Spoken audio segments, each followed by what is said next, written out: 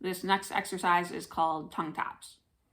I would suggest using this exercise if you are someone who has trouble creating a tongue suction, and more so specifically a tongue suction with the edges elevated and the center hollowed out. Just a refresher, a tongue suction will look something like this.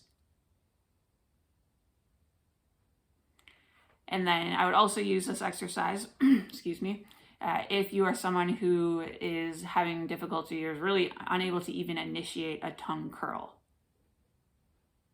You'll notice in both of these exercises, the edges of the tongue elevate as the center is down.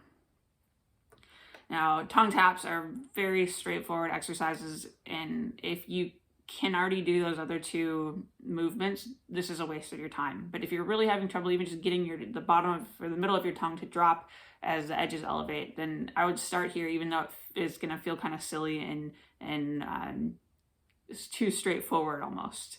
But I promise you, starting here is a good starting point to the next more challenging exercises. So to do this exercise, I would use a chopstick, a tongue depressor, or a pen, the bottom of a pen.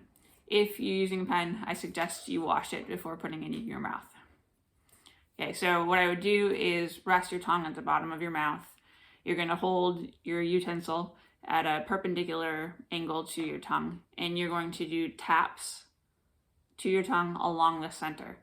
Now, if you're someone who you can initiate the tongue curl from the tip, but when you get further back, you're having a hard time getting the edges to elevate, I would spend more time in the center of your tongue. If you have trouble with the entire tongue, I would even spend some time in the center, midline, at the tip of your tongue. So it'll look like this.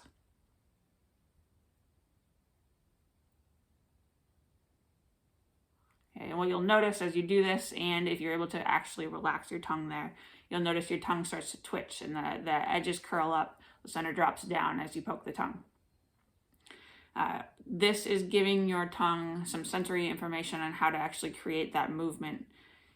And as you practice this, if you're doing this daily, 2 to 3 times a day, you're doing at least 5 sets of 5 taps, then you will very likely outgrow this exercise within 2 weeks. And at that point, you'll progress to the harder exercises that are going to train even more distinct elevation of the edges of the tongue and caving in the center.